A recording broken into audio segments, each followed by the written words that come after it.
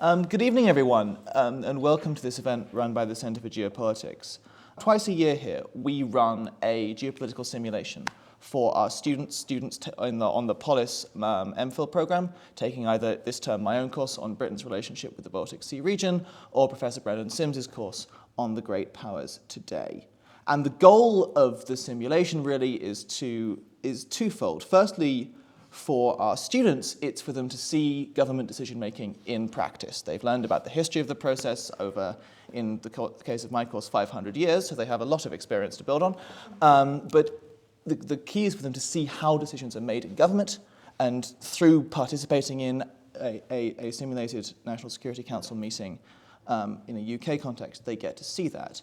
We also invite many practitioners, both current and past practitioners from UK government, to come down to Cambridge to participate as well. And for them, it's a chance not only to be involved in the teaching process, but also to try out scenarios and to think through ideas that are designed by the team here at the centre. And I'm going to ask Adam Wurr, who has been for many years brilliantly running this program for the Centre for Geopolitics, to explain that process in a moment. But for this panel, we always do a public panel after these things, and for this panel, it was thought a good idea, I think, to focus on the process of government decision-making in times of crisis.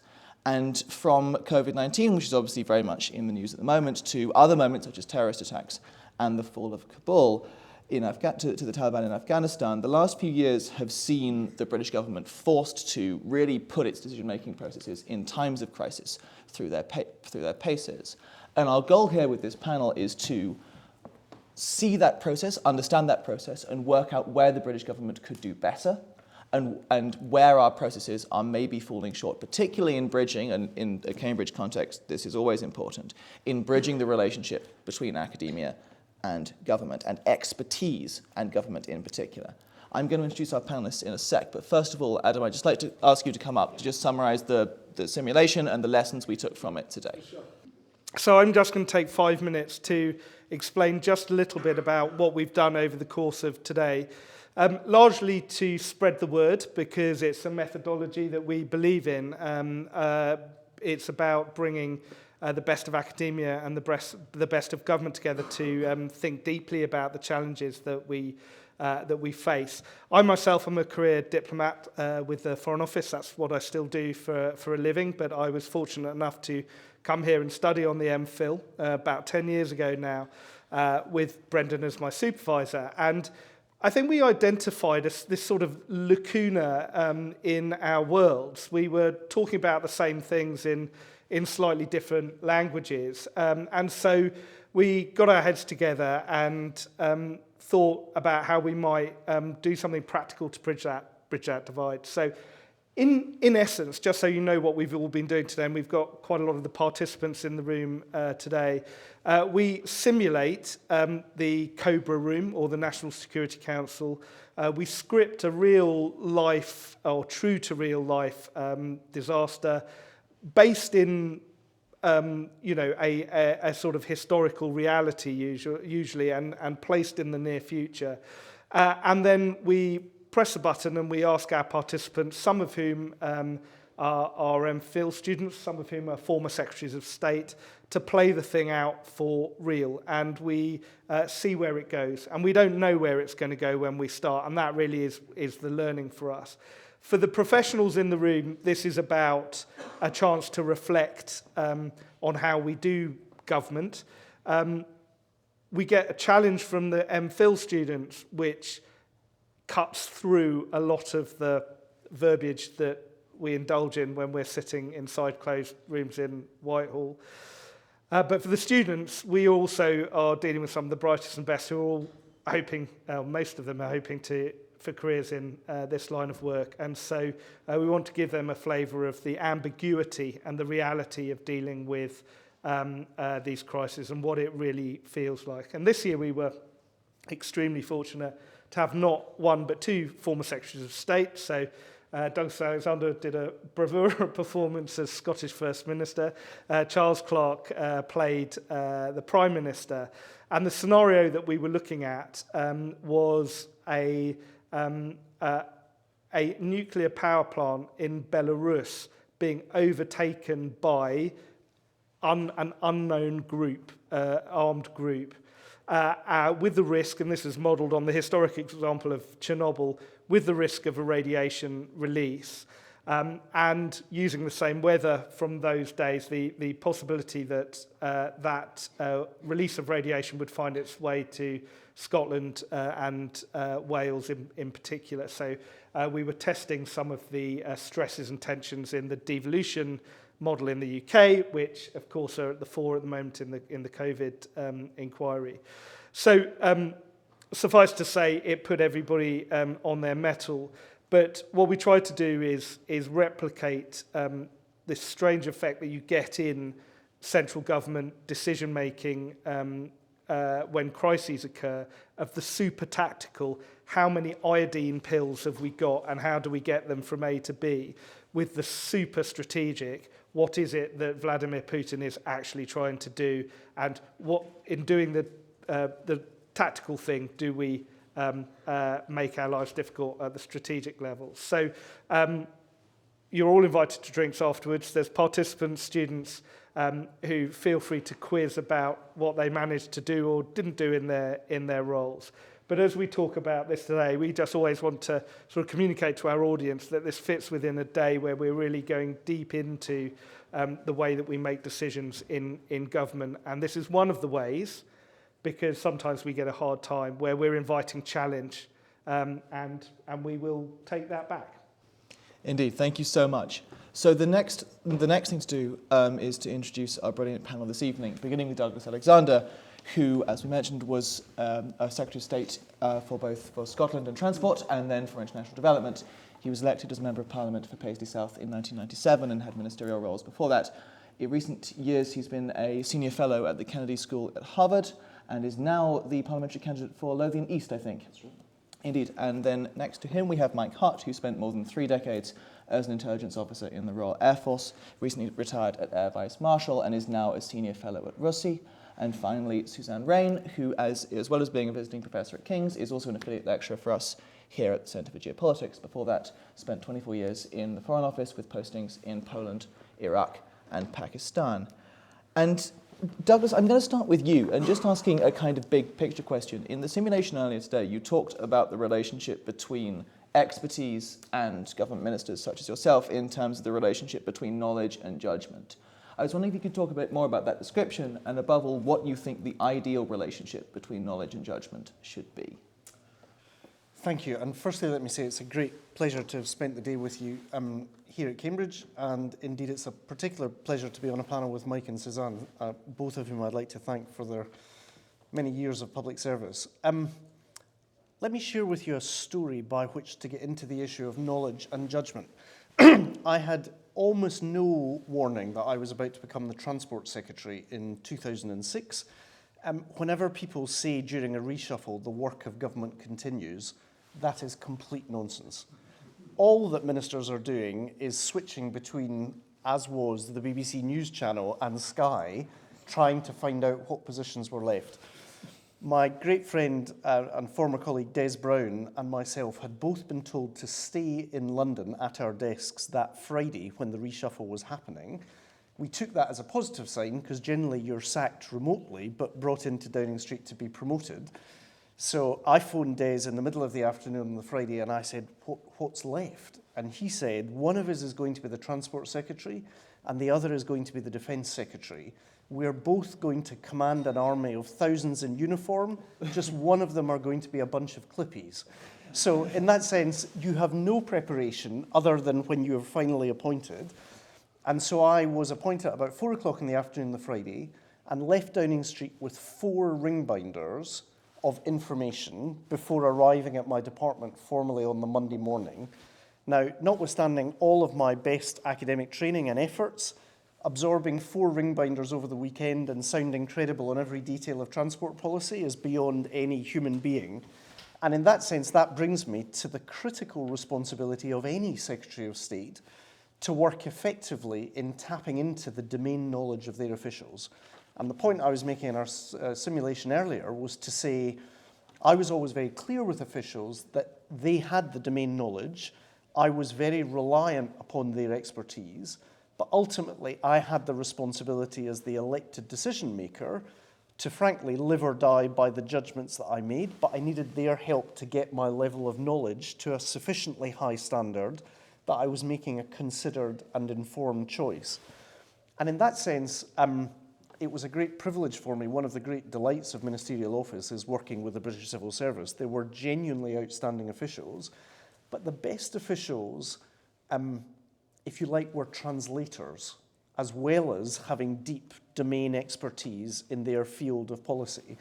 It seems curious for a good Scottish Presbyterian like myself to quote the Bishop of London, Richard Charteris as was. I once heard him preach a sermon saying, simplicity this side of complexity is useless. Simplicity beyond complexity is priceless. And that would be my guide for the best of the civil service, which is to take confidence and inspiration from their ability to translate complexity, not at the cost of simplicity, but through that complexity being able to communicate often difficult and challenging ideas. So I relied very heavily on the civil service. I had great reason to be grateful to them. I would observe, however, though, that the time I've spent in the States in recent years does make me think we also in the British system need to make sure that there are occasions when you're accessing knowledge beyond the civil service, which is incidentally where centres like this really have a huge role to play. But that knowledge, that expertise is invaluable. It's not a substitute for, but the foundation for ministerial judgment.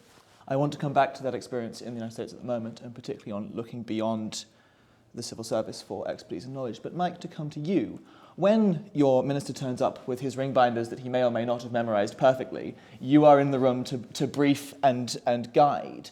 But my question is, when you're doing so, you have the role of speaking from experience, you have the role of coming at it with a designated expertise.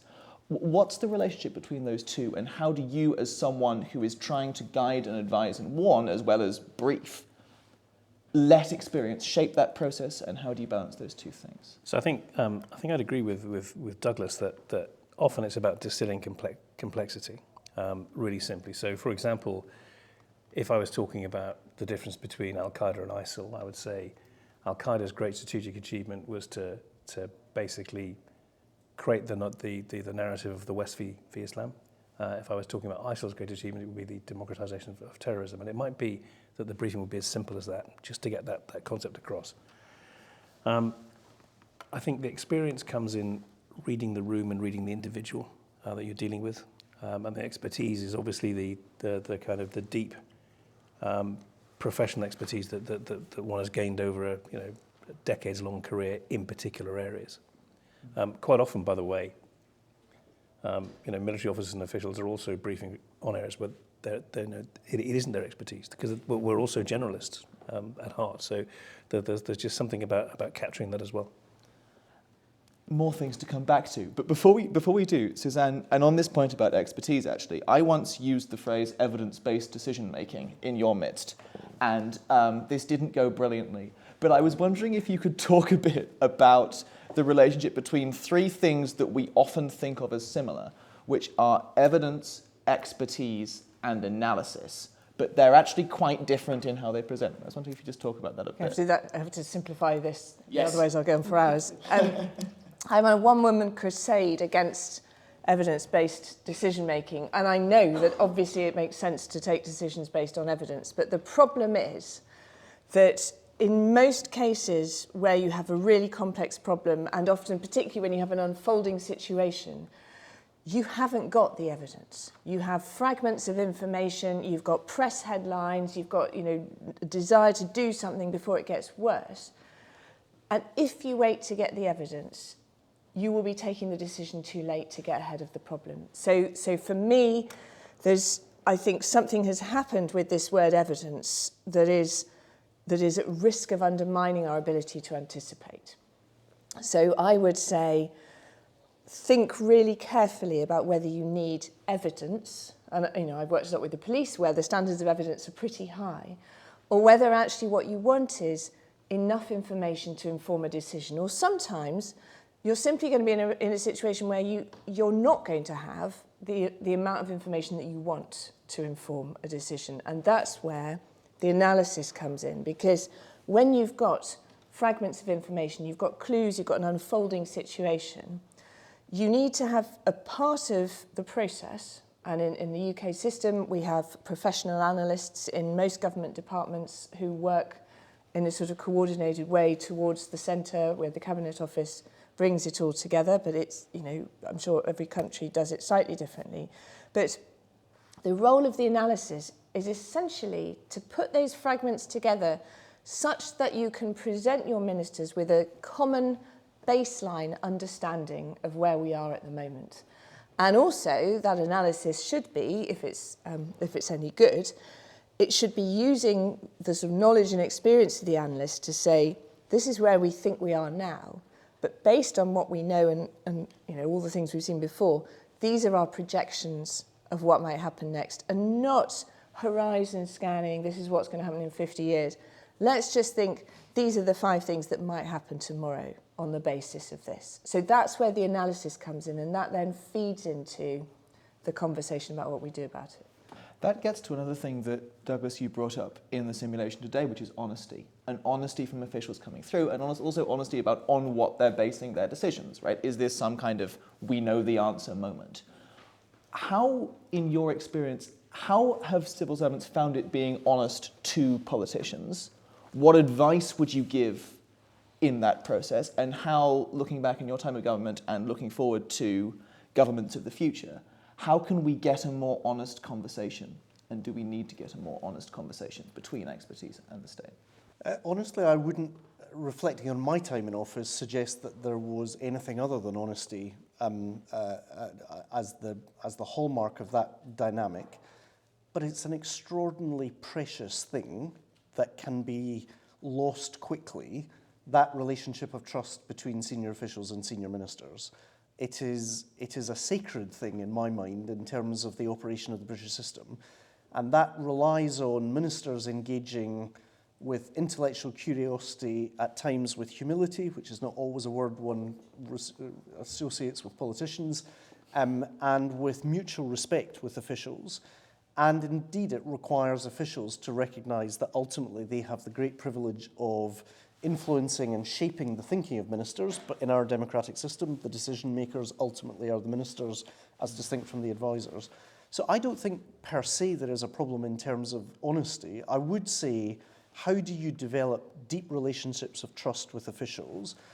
This is not just true in government, it's true in life. I often find the relationship precedes the role, in the sense that if you build a relationship of instinctive trust with an individual, you're willing to give them the benefit of the doubt, even if they're working at the very edge of their knowledge base. In contrast, if you don't feel great confidence in the judgment of that individual, you're more inclined to say, let me see the primary sources, let me see the information. So actually, there is a deeply human dimension to the relationship between officials and ministers that you underestimate at your peril. Yeah, that's fascinating, and I completely agree. And part of that relationship is challenge, I think, and part of that is pushing back. And I want to come to you, Mike, on process in a moment. But first of all, Suzanne, just picking up on something you said when you were talking about analysis and being honest about where we are and our judgment. In that context, what is the role of politicians in challenging those judgments and in challenging those assumptions, perhaps? And how can they do so when, for their expertise, they are relying on the same civil servants often who are bringing them that analysis? There's this kind of tension there, I think, perhaps, that's worth exploring. Yes, so I think that things can go wrong when, particularly in crisis situations, when you're all in a room, when politicians are getting their information from a whole load of external sources as well as the internal ones. And by that's, this is going to sound negative, but if everybody's spending all their time sitting on Twitter, which they are, I mean, it's inevitable, what happens when you're in a crisis room is it's really hard to get a focus on what is the baseline understanding. And it's almost incumbent on the sort of professional analysts in those meetings to say, you will have heard all of this stuff on Twitter. Most of it is noise. So let's just pare it back to what we actually know. And the problem with paring it back to what we actually know is that often we don't actually know very much. So then you have this quite complicated conversation where, and you may have heard some of this stuff, you may have seen some talk about it in various debates about the use of intelligence and the war in Ukraine, for example, where we talk about a judgment being low confidence. So a lot of this is, I think, an unintended consequence of the review into how intelligence was used in 2003 to build the case for the war against Iraq. And essentially, it's now much more clear the level of confidence you have in the judgments that you're taking at an analytical basis. And that is completely right, because you are being clear. We don't really know. But if you're presenting your analysis at low confidence, you're saying essentially to ministers, here's our authoritative analysis upon which we want you to take critical decisions, but by the way, it's low confidence, which means in brackets, we don't really know. And the risk is that you're then passing on to ministers, essentially you're giving them free rein to go away and do their own supplementary analysis. And as Douglas has said, they're incredibly busy, they're managing fires all over the place, we have an infinite amount of data. It simply couldn't be expected that they should be in a position to do that. And I think that's sometimes how we get in, like on Afghanistan, where we get in a bit of a mess. I have a question, but Mike, I'd be just fascinated to hear your thoughts on those comments in general. So I think in dealing with ministers, I always preferred people who probed, who really wanted to know. There were some who didn't, and that worried me, because they really should be trying to get at the nub of the issue, at the nub of the ambiguity sometimes. And I think the other thing that, in terms of watching behaviours, I watched some meetings go badly when officials tried to patronise a minister. It's never going to work. It's got to be full transparency, or you'll never have the kind of trust that Douglas mentioned. And that's important because, inevitably, you're going to get some stuff wrong.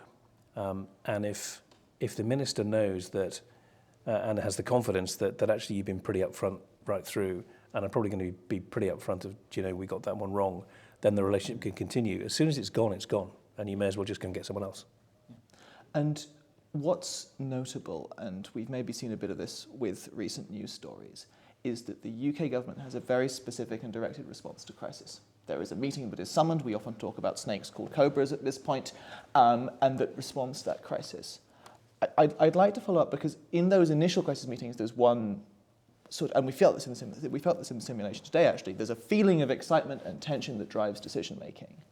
How does that work if the crisis then goes on a long time? And if you are in a moment that is stretching out, how does that change the process of decision-making and the relationship between the advice and decisions? So I think COBRA as a structure works really well for a short-term incident, like a terrorism incident, where it is a gathering of individuals who can contribute to a resolution relatively quickly. I think it would probably work quite badly if it becomes the means by which you deal with something that has simply become normal. So, if you were to take COVID, for example, it starts off as something which is quite clearly different.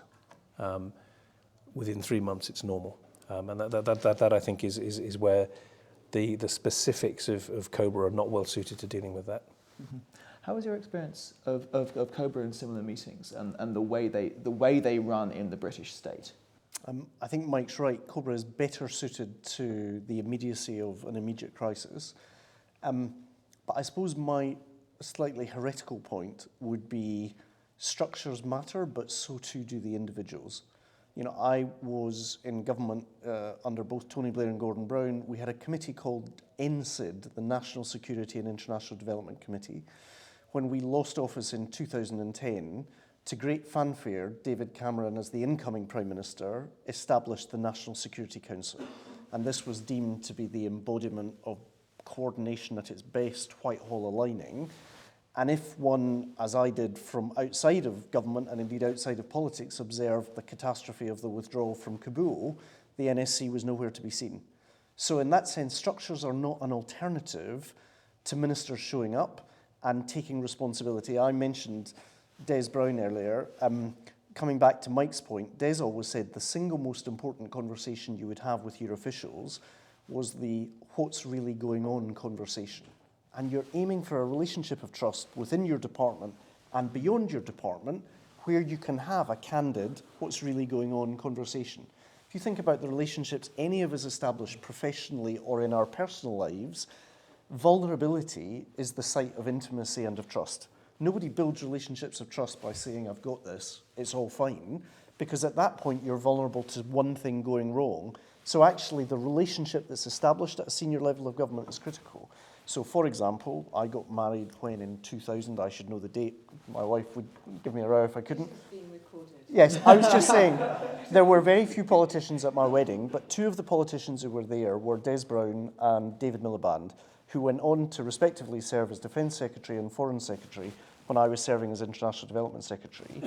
That manifestly made a difference to the way that we coordinated and worked together in the face of the challenge of how do you deliver the comprehensive approach in Afghanistan, because we didn't need to rely on formal structures to instinctively have each other's back, be willing to ask challenging and probing questions of each other's. So I suppose I would say structures do matter, but relationships and individuals have a profound effect on the effectiveness of government. And I think that gets, first of all, it's fascinating. I think that gets to a point about who is presenting the advice that we've come at a fair few times in this panel. And Suzanne, I come to you on this. Because when you, I think, preceded Mike running the Joint Terrorism Analysis Centre, you are head of a team that has specific expertise. And you are in many ways the face of that team to ministers and to government. And I think there's a question about who is the person that puts the advice forward.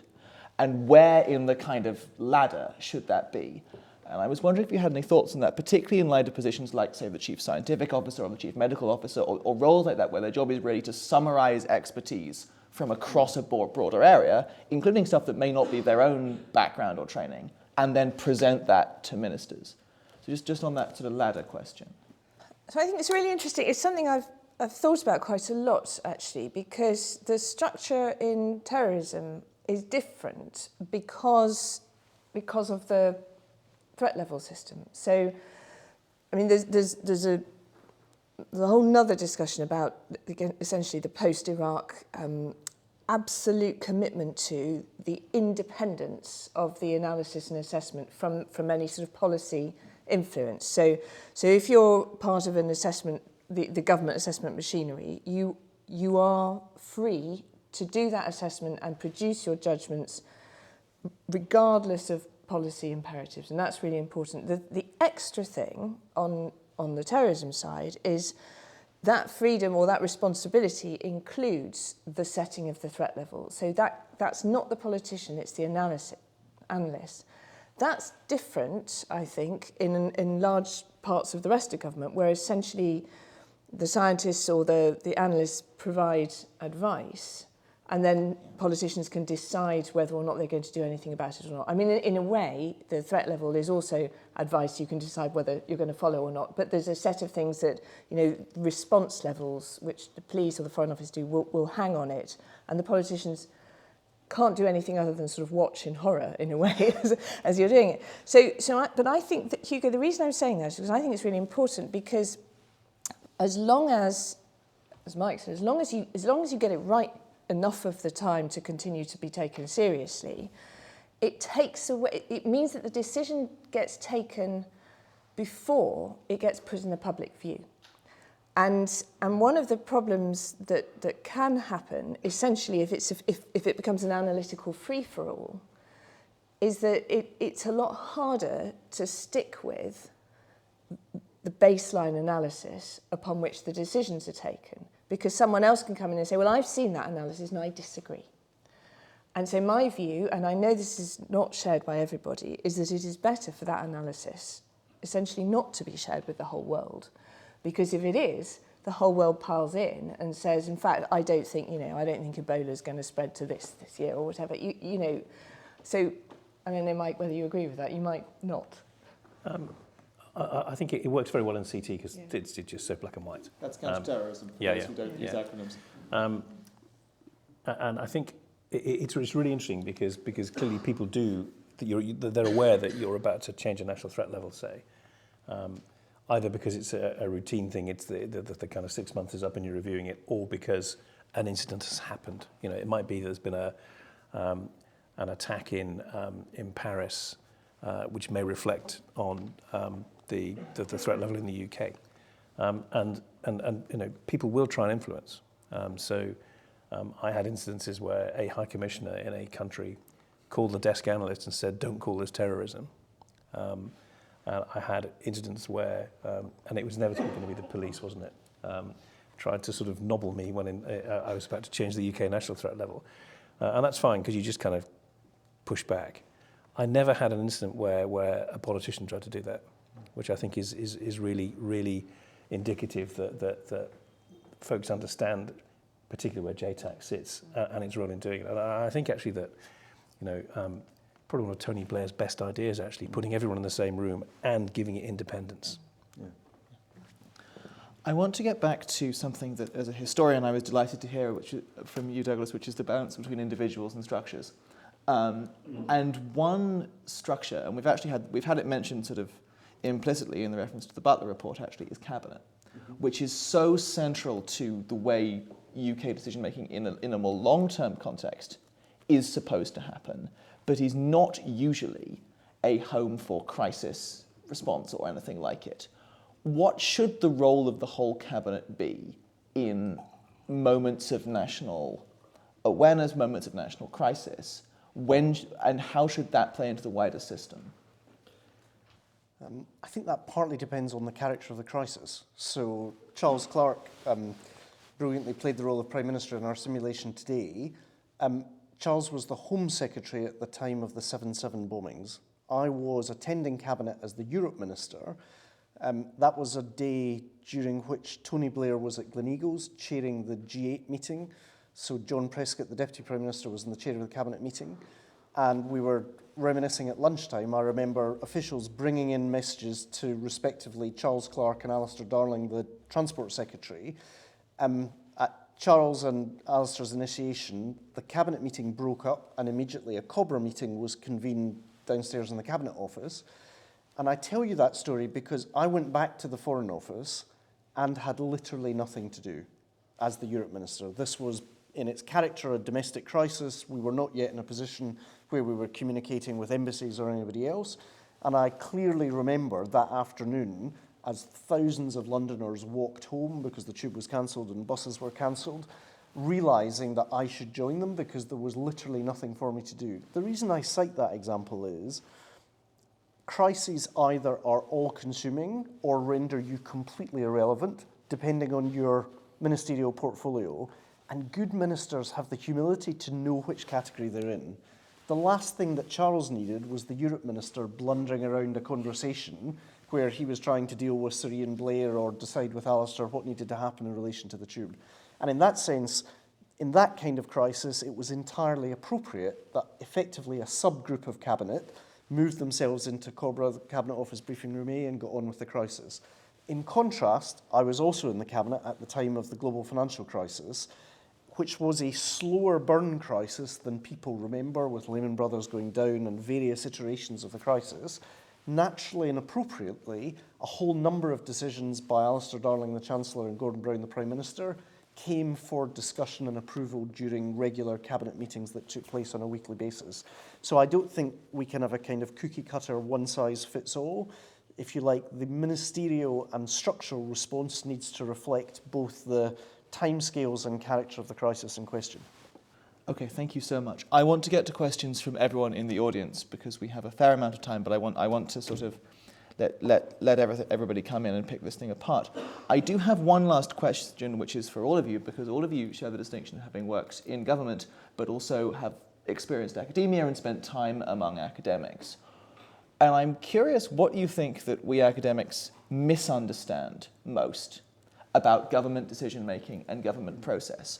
And since we have many academics, and I'm sure aspiring academics in the room, what would you want those of us outside of government, with no government experience, to understand and remember when we're thinking about government decision-making, or indeed trying to bring an external voice to it? I think the first thing to understand is that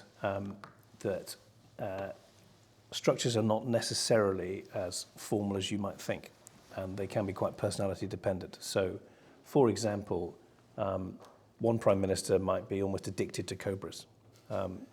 Another prime minister might possibly be thinking another prime minister might dislike cobras because they're seen as just a bit of a waste of time, and a third prime minister might just not do cobras at all.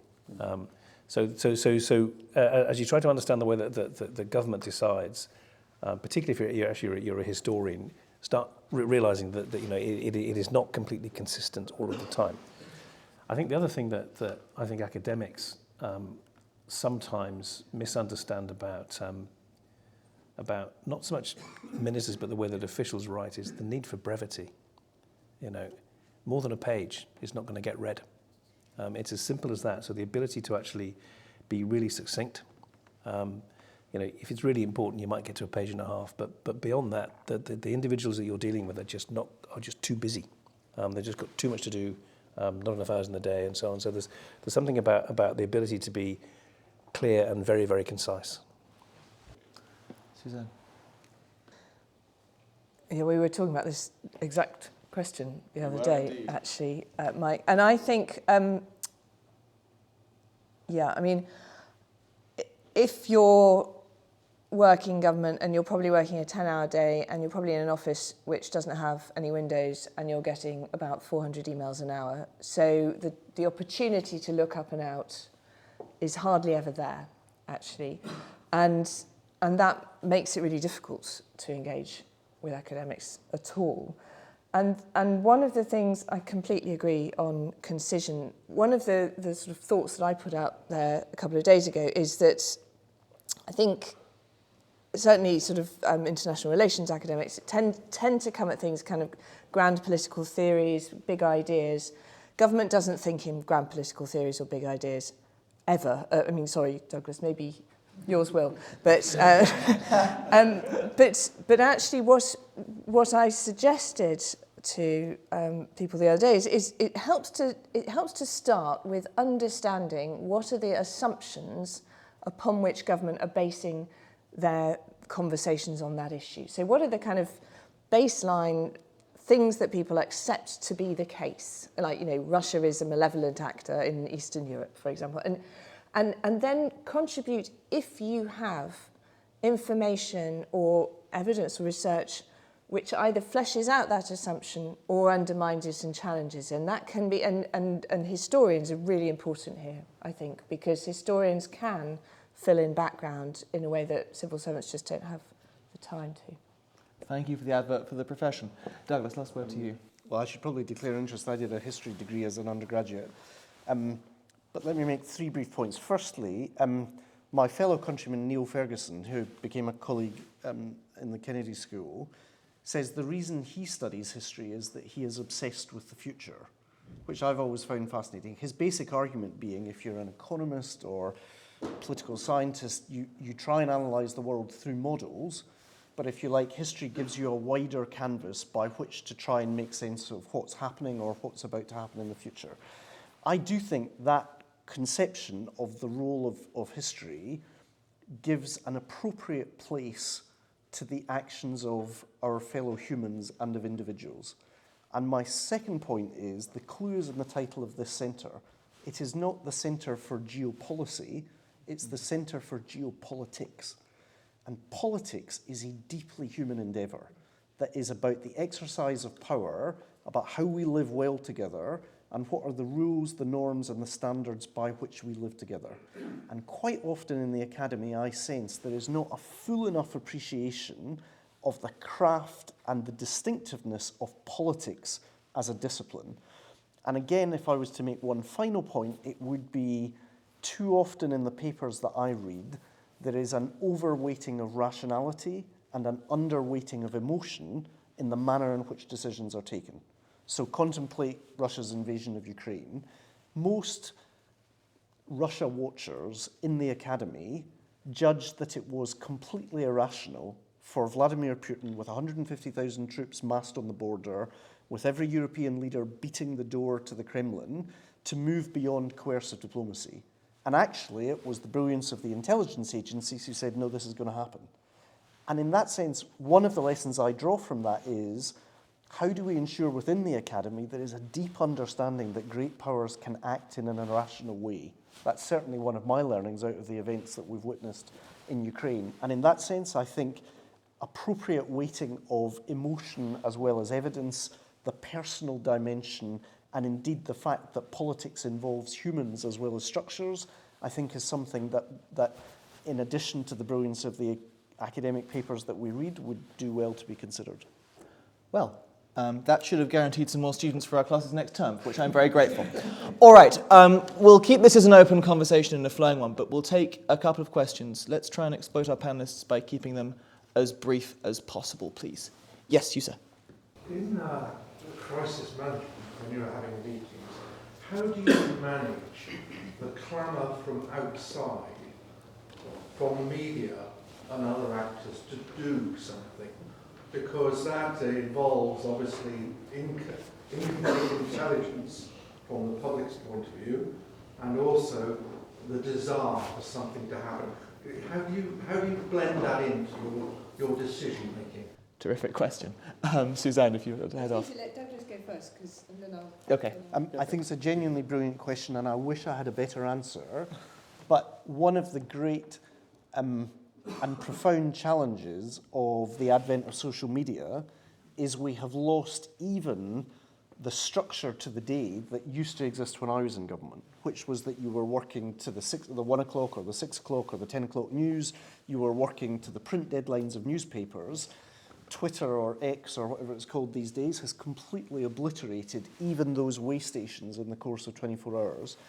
So I think good politicians recognise the challenge that your question identifies, which is how do you fill the space without prejudice to good decision making? And I said in our simulation earlier, sometimes communication is our policy while leaving the space for other decisions to be taken.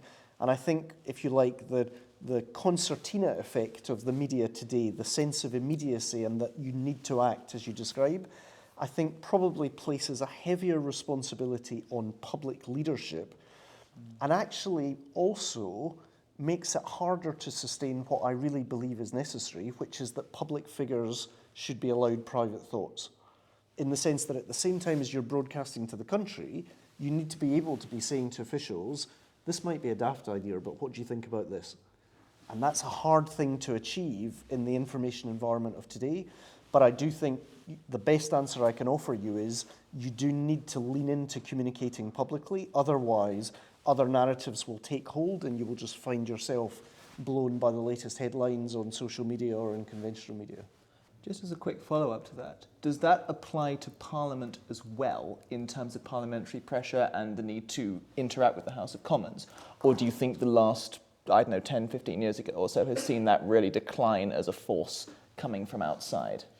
Well, I'm conscious that I'm on microphone, but I do remember one of my ministerial colleagues saying the best way to keep a secret in Britain is to announce it at the dispatch box. And in that sense, the level of reporting within Parliament is frankly vastly less than was the case 20 or 30 years ago. But you identify again a very real problem, which is the speed at which the accountability that traditionally and rightly Parliament expects of the executive works on a profoundly different timescale from the appetite of the public to be kept informed these days. And that's a continuing challenge both for Parliament and for government. Suzanne? I wanted to talk about attribution, and we've seen this recently on a number of occasions in the Israel-Hamas war. And I think it's a really, really difficult one because something happens. And knowing who's done it, if you don't know who's done it, you can't decide what would be the appropriate course of action in response. And if it ends up immediately all over the media, all the rest of it, governments feel really pushed to make a statement, to take some kind of decisive action. And immediately, if they don't, people say, why are you not doing something?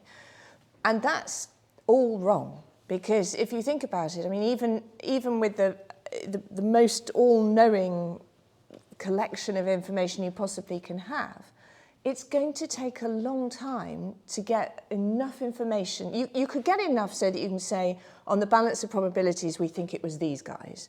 But to get enough where you can say, we're so confident in our assessment that we're going to base a fundamental policy shift on it, is a very high bar to cross. And it's one, I think, where the press are much faster and looser than we would necessarily want them to be, because it doesn't matter to them so much, but governments can't be. So if you think, for example, the MH17, which was the airliner that was shot down in eastern Ukraine, it was over a year before the Dutch government announced that the Russians had done it. And that was not a year when they'd been sitting around doing nothing. That was a year of collecting information before they felt they were on firm enough ground to say so. So I would suggest that we need to raise the level of public understanding about why, when governments aren't rushing to do something, it's actually sometimes a really good thing, because it means that they're taking time to think about what actually is the basis for the action. Mike, on that point of attribution. Well, I was going to make a slightly separate point, which is, there's clamour and there's clamour, and I don't think in the professional experience of anybody here, the UK has faced a situation like 9/11, or like Israel faced on October the 7th, which plays to Douglas's point about where emotion starts to come into decision-making and policy-making, particularly if you're making rapid decisions. So there's something about, if you like, being able to deliberately fight slow, and therefore come to a slightly better start position, I think, which is quite important. In terms of attribution, well, it's really difficult, isn't it? But it's also really important to get it right. So it would have been pretty poor for the UK to have immediately jumped to or have gone public with the attribution of the attempted murder Skripal to the GRU. It was far more important to make sure that given the fact that the kind of Russian disinformation that was already out there and coming, it's far more important that we had it right and took the time to get it right. And therefore, there's just something about being, robust enough to just not quite ignore the pressure, but park the pressure for kind of an immediate response. More questions? Yes, Tessa. Thank you. Does the panel think that decision-making in a crisis will be improved or not if ministers were appointed from outside of politics and the confines of the House of Commons, as they are in many countries? Well, we do have a foreign secretary who's been appointed from outside. Yes, I was about to say that. I'm gonna let you take that as much or as little as you want in your answer, Douglas, since we are where we are. I'm fundamentally a Democrat, and I believe that those who exercise power in the United Kingdom should be accountable to Parliament and in turn to the people for the decisions that they make. And in that sense, listen, I've had the great privilege over the last 8 years outside of politics of working in academia, in the law, in investment, in a range of different domains. One of my observations is that talent is pretty equally distributed. It's not like all the smart people work in finance or, with respect, work in government or don't work in government. You get really talented people and you get idiots in all of those domains. And in that sense, I may sound like a shop steward for politicians or former politicians, but we tried a businessman leading the United States in recent years. It didn't work so well as we saw between 2016 and 2020. I think for all of people's natural and understandable frustrations with democracy and with government, it's better than the alternatives. And ultimately, we get politicians as good as we deserve. And in that sense, I think we've got a responsibility not to fall into the easy cynicism and disdain that all politicians are useless and what we need are experts. What we need are politicians with a proper and appropriate respect for expertise and the capacity to access that expertise in circumstances of crisis or when it's really needed. I completely agree with you, though I think "I'm what you deserve" is not a great defence for a politician in an inquiry or similar. Suzanne, do you want to come in on that, or should we go to another question? I think... do you want to say that? I'm just going to say it has to be democratic accountability. Yeah. Imagine if Dominic Cummings had been a minister. Could I? Well, I was just going to say, because notwithstanding, I mean, I totally agree with what you said is structures aren't everything, but structures are something. And so whoever's taking the decision, actually the clarity of how the information is flowing to the decision maker, and most importantly, and often neglectedly, if you're resting your decisions on a basis of the information that you're collecting and then the analysis you're doing on them, you have to resource that sufficiently that they can meet the needs that you're putting. And I think it's very easy nowadays to say, oh, well, the information is infinite, we'll just get a massive computer and then we'll just get some AI and then somehow it'll just tell us stuff. But in fact, you really need human beings to ask clever questions of computers. And if you sort of are stingy with the resource, with the human resource that's doing the thinking in government, you're going to end up with ministers getting bad set of options and bad advice. So that would be my sort of plea, is invest in the bit of government that does the thinking, which will be probably the civil servants. And then... Yeah, Brendan. Thank you very much. I'm Brendan Sims. I'm the director of the Centre for Geopolitics. Really interesting panel discussion. My question is primarily for Douglas Alexander, but maybe also for the other two. And it concerns what you said about great powers acting irrationally. And you're absolutely right, obviously. There are many examples in history, and the most recent one is almost certainly Putin's invasion of Ukraine. But at the same time, isn't there a danger that we are working from our rationality and not their rationality? So it may be that a decision like that makes sense for him within a particular framework of his understanding of the threat posed by the West, let us say, and Ukraine as a kind of anti-Russia in his conception. And so don't we need to take more account, perhaps also with the help of academics and experts, of these alternative rationalities which are outside our own one, to stop us from being surprised and others from making mistakes? I think that's a very fair challenge, but my answer would be, historically, the Foreign Office has done a brilliant job in having people with sufficient language training, deep understanding of the countries in which they're serving, that, if you like, we have been able to rely on a higher level of understanding and information as to how the Russians see Ukraine or any equivalent example than I fear has been the case in recent years. And in that sense, the kind of ahistoricism that has informed a lot of decisions, or indeed other decisions that have been taken without that deep expertise and knowledge of people who have lived and breathed those countries for many years, I think diminishes our capacity to understand and to act accordingly. But I don't disagree with you that there are, if you like, permission structures and logic chains that apply that are fundamentally different from our own. We are much more vulnerable to misinterpreting them if we don't, either through the academy or through the structures of government, have access to people who can interpret and explain those to our decision makers. I've got... Oh, you. Well,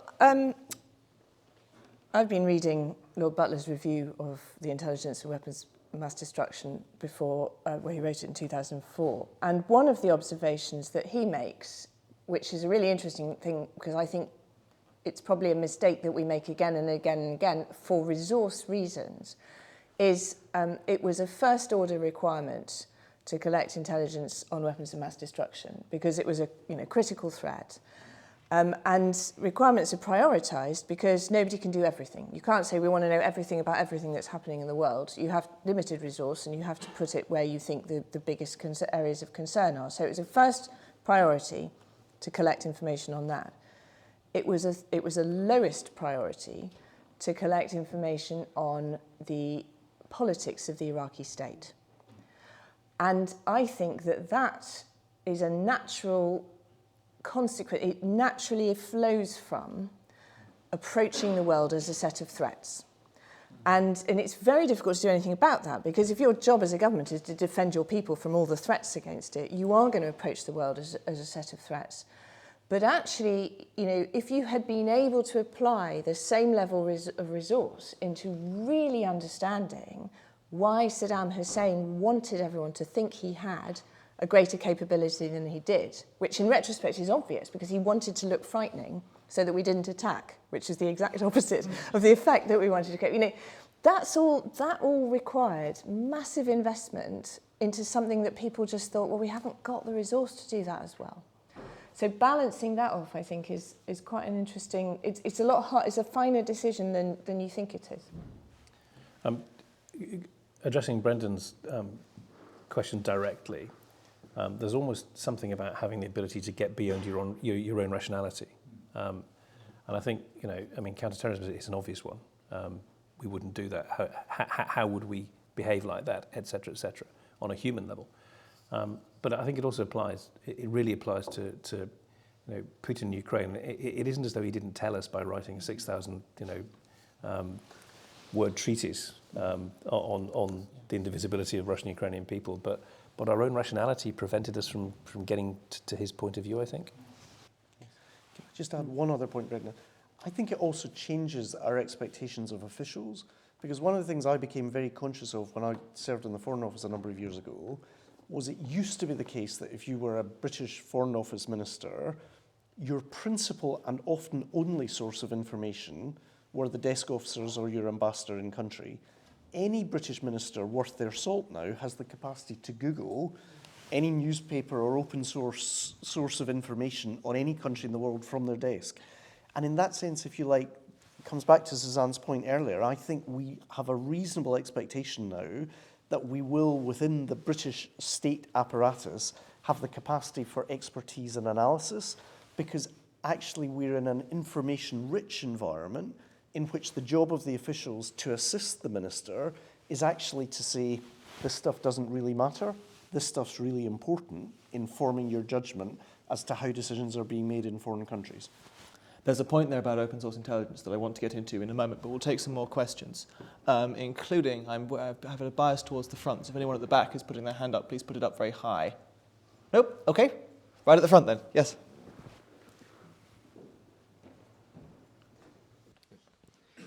Hi there, my name's Steph Coulter, and I'm from the Bennett Institute for Public Policy, and there's been plenty of ink spilled on the technological changes that we've seen in recent months and years, and the proliferation of artificial intelligence and the capacity to produce disinformation. In that light, does this represent does the capacity of, allow me to reword, is that a difference in degree or a difference in kind for crisis management and decision making, the introduction of these new technologies, or more or less? So there's an assumption, isn't there, that better data leads to better decisions, and I'm not quite sure, given the volume of data, that is necessarily the case. So it seems to me that the role of tech and you know, government should be quite demanding of tech companies in this, is to actually develop a way to actually push the human further up the value chain, if you like. The kind of stuff that is has hitherto been effectively, you know, read, consider, just read, dump, or whatever, is something that tech can assist with. I think when you start thinking about the way that AI plays into it, there's an ethical minefield there, particularly for the military and autonomous weapons.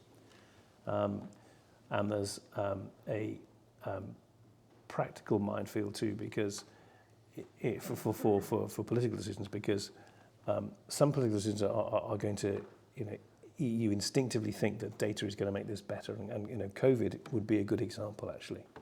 Better data, exploited faster, more accurately, in a better way, may well have made a difference. The ability to actually connect bits of the NHS that weren't connected might make a difference. I think it would make less difference in terms of a big decision like, is Xi going to invade Taiwan? where there's still going to be an awful lot of human judgment involved. Because the other point I think about making decisions in crisis is that there are occasions when it isn't just that the information's incomplete, there's disinformation out there and there's obfuscation out there as well. Someone is trying to prevent you from getting to it. So where data can help that, it's good, but we need to recognise the fact that there are times that data isn't going to be able to help. Suzanne and then No, I just completely agree with you. Okay. I completely agree, but being a politician, I'll make two further points. One is, I defer to Yuval Hariri on this. If we're in a position where the algorithm understands my fears and anxieties better than I do, you are inherently more vulnerable to manipulation. And if you look at the balance between the human brain and AI, we're at risk of losing that battle. And in that sense, I think we need to take it incredibly seriously in the information space. Secondly, I think we need to recognise the challenge of regulating and responding to AI is quite different from normal public policy challenges, in that conventionally, politicians generally know what they want to do, but worry about how to secure consent and take the action that they want. My sense, and incidentally I commend the British government for the recent AI summit, my sense is looking around the Western world, politicians genuinely want to act and genuinely don't know what to do. And that comes back to the academy. I think there's a huge responsibility and opportunity for the academy in shaping and informing what I sense is a broad willingness on the part of elected leaders to act, but a deep uncertainty as to how to get this right. Yes. Just thinking on the experience of us in this room in the UK, there have been occasions where the human has made an error that has had fatal consequences, either an error of omission or an error of commission. So where data can help that, why wouldn't you have it? And I think other areas that would be pretty obvious were having run a team that had 6 analysts looking at 46 countries in Africa, one of whom spoke French, the other only spoke English. How does that work with a multiplicity of African languages?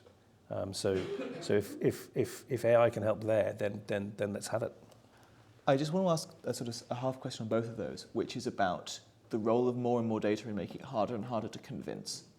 Because as we have tools like OpenAI, as we have tools of new data, as we have people like Bellingcat who do so much, people outside of these decision-making moments are finding it easier and easier and easier to feel like they can come to their own verdict. Do you think that's a challenge when responding to a crisis? And how do we make sure that people understand the benefits of listening to and trusting what the government is saying and how the government is responding? I think, I alluded to it slightly earlier when I talked about everybody in the rooms just come straight off their Twitter account before they come into the meeting. But I think one of the things I learned is that you not only have to be really clear what your own story is, that what you're going to brief, but you need to understand actually what are the other narratives that exist out there in the world that you might find yourself having to essentially to overcome and brief against in order to then get. So you can't turn up in the COBRA meeting not aware of the external narrative. If Bellingcat's just to put out a whole load of stuff and actually you think it's not quite right, then you need to, that needs to be a part of your brief. I don't know, Mike, whether you... Yeah, particularly where you're dealing with an organisation outside of government that has credibility like Bellingcat. And I think there are times actually where government should say nothing. I think that's broadly true. The analogy I would draw would be, I'm on the court of Edinburgh University, my alma mater, and we had one of our professors of AI come and give us our options in terms of how as an institution to deal with AI. And they basically said you can either ban it, you can try and outrun it, or you can incorporate it into your teaching and assessment. And the only realistic option is the third of those options. And in that sense, it feels to me that it's a Canute-like exercise, either in terms of analysis or in terms of the operation of government, to pretend that we can wish AI away. The real generative conversation is how actually do we enhance our capacity to make decisions and not find ourselves less capable of making critical decisions at critical junctures because of the surfeit of data that it provides. Can I just clarify, when I said we should address it, I didn't mean publicly, I meant in the decision making. Yeah, just in case anyone. Okay, yes. There's a microphone on the way. Hi, my name is Halima Dami. I'm an MPhil Poli student here. Just wanted to ask about, on this topic of decision making, what are the structures in place to prevent a groupthink mentality, I guess both domestically and internationally with our allies, especially in times of volatility or a conflict? Who wants to kick things off? So I think within our own structures, that there's something about formalizing challenge and welcoming challenge. So that is a fundamentally cultural thing. Running an assessment organization, really making sure that the people who didn't necessarily want to speak were heard is part of it. There clearly have been, examples of significantly bad groupthink, starting with Butler and Iraq. You might argue that the latter period in Afghanistan was not so much groupthink as group drift. And that's probably where the challenge is not working.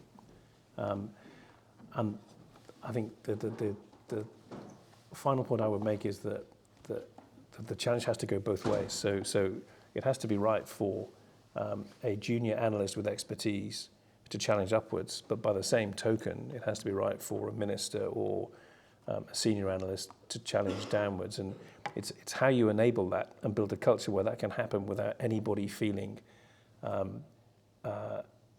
demeaned or oppressed or that their view is not going to be listened to is really at the nub of how we go about it. In terms of groupthink with allies, there's normally sufficient diversity across even across Western opinion to make sure that there's a challenge there somewhere. Douglas?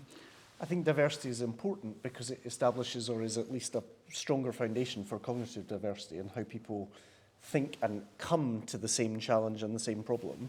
I'm out of date in my understanding of Whitehall, but let me give you two examples from other areas of life I've been involved in recently. Interestingly, Amazon Web Services, rather like Mike was recommending, insist that you produce very short notes for their meetings, but the note has to be read for 10 minutes in silence at the beginning of every meeting, because their understanding is it takes about 10 minutes for the cognitive diversity to kick in. If you immediately start talking, and politicians are particularly vulnerable to arriving with their ears closed and their mouths open, you're more vulnerable to groupthink than if you're actually able to harness the cognitive diversity in the room by people taking time to reflect upon what that note said. So I think that's one interesting idea. A second interesting idea I've seen in the commercial sector recently is that you need to avoid the HIPPO principle, the highly paid or highly important person principle, which is that everybody naturally genuflects towards the most important or most highly paid person in the room. And there is a similar vulnerability in Whitehall where naturally people gravitate towards the view of the Permanent Secretary, the view of the Secretary of State. What they therefore recommend, this particular organisation, is that people write on paper their suggestions and ideas, because people are less vulnerable to hedging their ideas to what they think want to be heard if they're anonymised and they're written on paper, but then all of them are put on a board and you discuss them.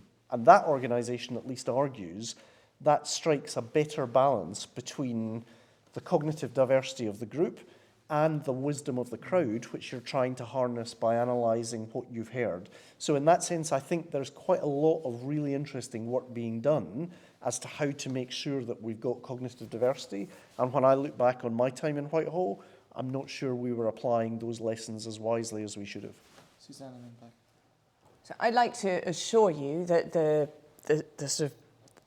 problem that you're addressing, your question is, has very much been internalised in government, actually ever since 2003. So it is a start point for everything, that there has to be challenged, that you have to ask, could the opposite also be true? But I think that there is, again, as a sort of consequence, again, of the review into what went wrong, and as an unintended consequence, has been to basically say, before you know, when you're making your judgments, you need to essentially be able to provide as much information, as much evidence as you can. And that's fine in that what it sort of compels you to do is sort of marshal pieces of information that back each other up. That makes it paradoxically much more difficult to be the person sitting on the side saying, but I'm not sure, you know, I've got a hunch, I've just got a feeling. And then, you know, the problem is that the challenging viewpoint is often a lot harder to evidence than the orthodoxy, because you'll be coming from a different direction and you haven't got the whole weight of all the information collecting on it. So if you think again about the human dynamics, often the challenging viewpoint is coming from the person who is a little bit diverse in the room, so may find it harder to convince. So the question is how you convince people of the correctness of an alternative view that you can't evidence, as well as the orthodoxy. And it's particularly difficult because in 9 times out of 10, the alternative view which you can't evidence is probably wrong. So you don't want to convince them, or you shouldn't be convincing them. So that can become quite paralysing in government, in sort of analytical or decision-making sort of processes, because you could spend the entire time saying, let's make space to have a discussion which brings in unorthodox viewpoints. And then how do you pick one of those to do instead of the one that all the evidence points towards? And I say all of that simply to indicate just even with the best of intentions, it's really, really difficult. I think there's something about the way we function now, because, you know, 2003 produced a system based on checks and balances and probabilistic language on confidence statements and so on, which is really good, because it means that when Douglas is reading something, it says we don't really understand. And we think we judge this to be a particular probability.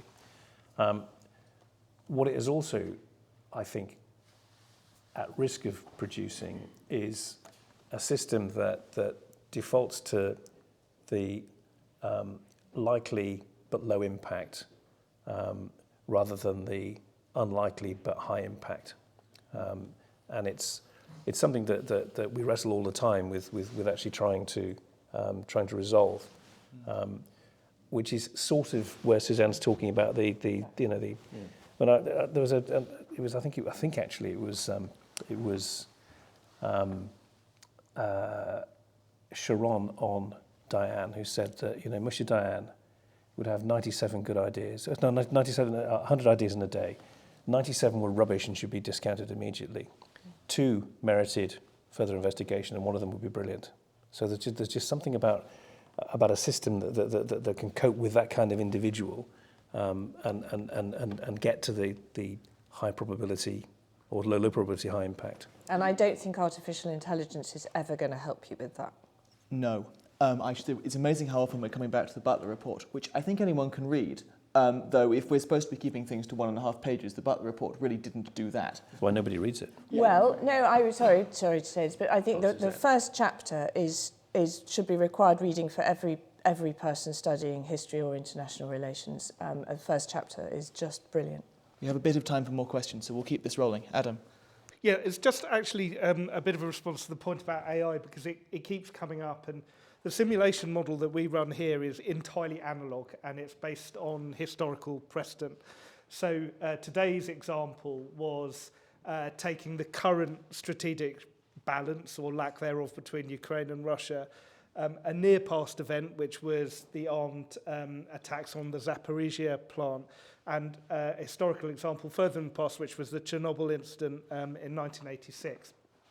And to go to the point that Douglas made, it was about using that historical knowledge to apply our human intelligence to model for the future in a practical way.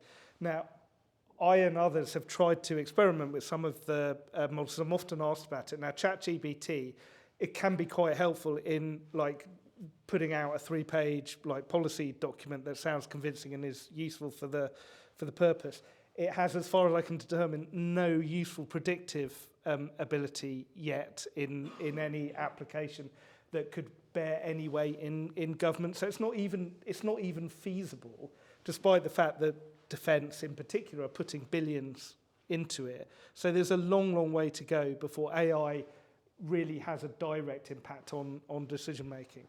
That's the first point. The other point on technology is I think there's a really interesting analogy to be had in the use of VAR in football, because VAR was the great offer to resolve, this problem of human inefficiency in decision making, in this case referees. Now, in fact, what has happened, as anybody who follows the sport will know, is that the nature of the argument has just now shifted to whether VAR is helpful to the game or not. And I would contend with the panel that actually, because sport and games are a manifestation of our gladiatorial instincts, right? You're actually getting very much a microcosm of the problem. It's not actually about the technology. It's about the humans and the emotion, importantly, because depending on what side you are, you're never going to agree with the ref, right? And it doesn't matter if the video disagrees with you, you disagree with the video. And so on ad infinitum.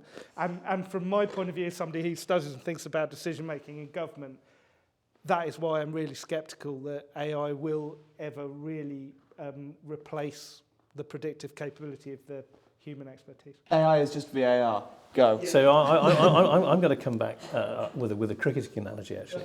Here we go. Which is the DRS system, Hawkeye, whatever you want to call it. What that has done is it's improved the performance of umpires, because they're able to look at their decisions and say, we were getting this consistently wrong, and actually, and so something like 98% of the decisions now are right, and that's up from about 80% before it was introduced. So there's something there. And the other sporting analogy I would use would be Formula One, where the teams are using AI to develop race strategies as and look at 40,000 different scenarios to work it. Now, when it becomes clever enough to actually start thinking about the complexity of human scenarios, that I think is where it becomes valuable. And yes, it's not there yet, but it's developing frighteningly fast.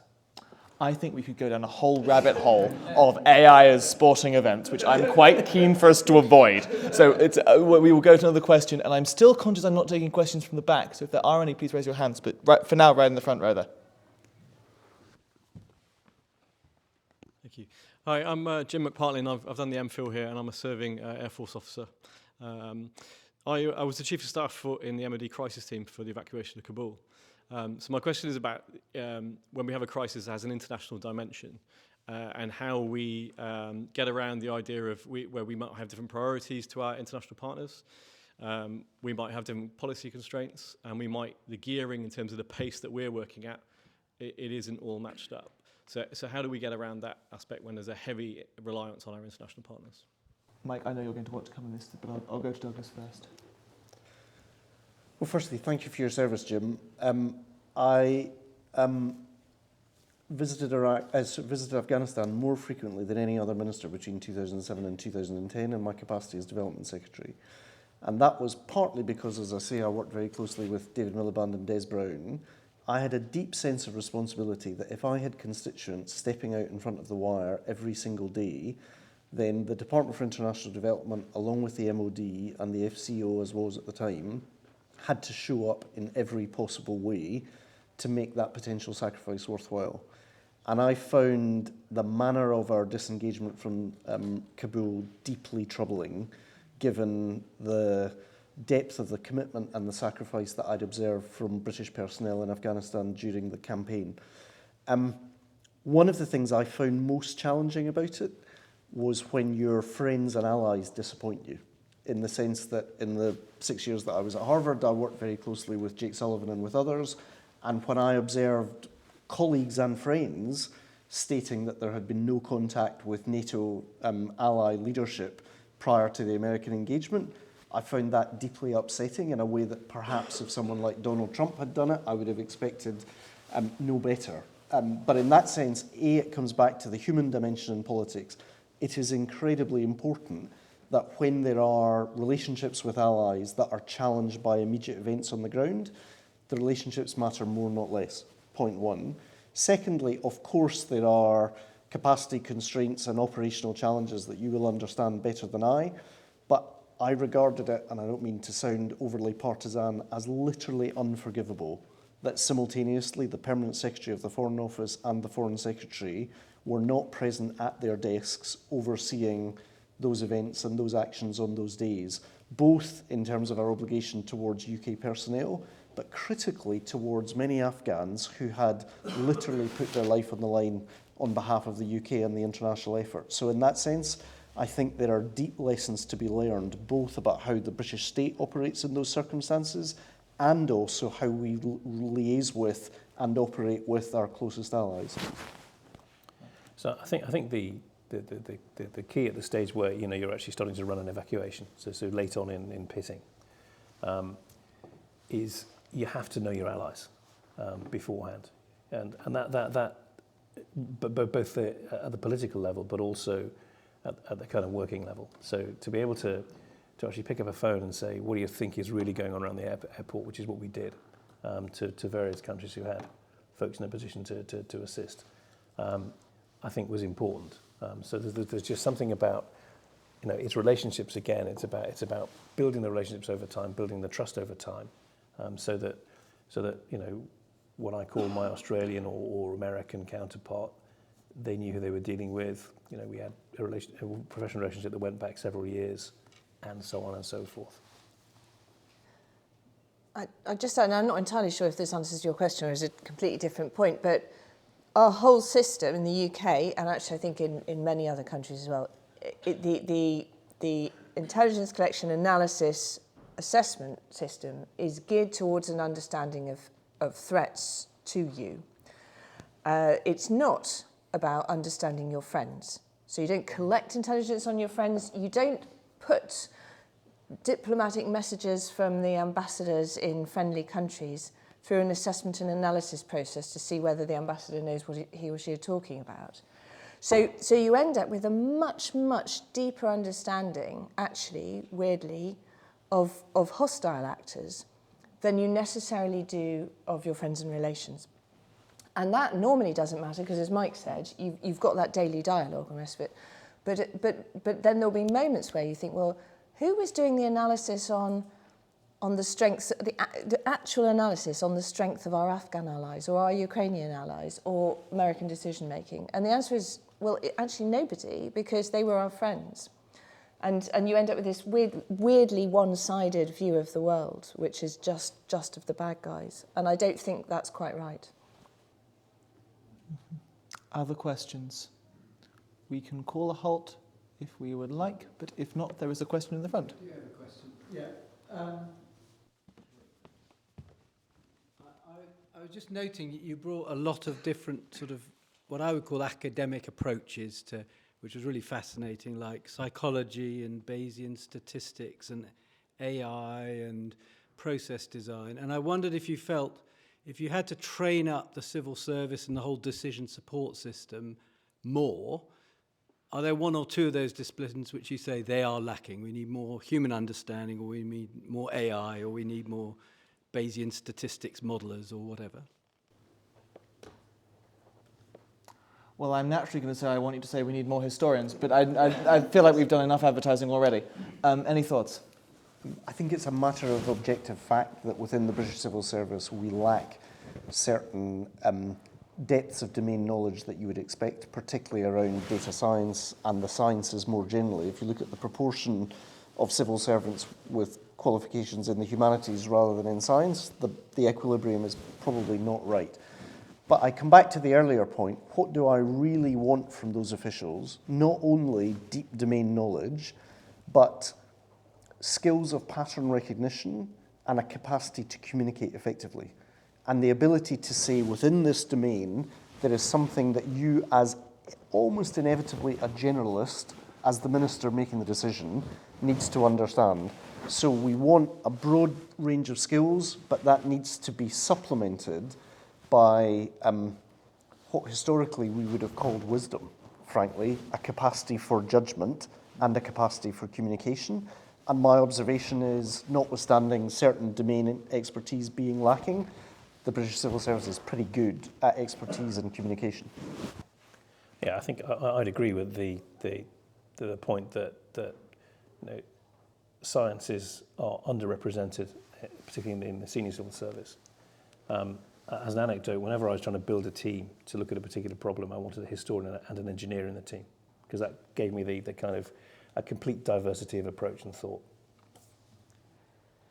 I agree with Douglas. I think that there is a risk, particularly with the market, actually, that people are trying to sell technological solutions into government, that people are trying, and there's the potential for the entire civil service resource to just be swallowed up by building new technical capabilities, building open source data mining capabilities, and you have to preserve a space in it for human beings to develop understanding and be able to just provide that judgment and wisdom. I think wisdom is really important,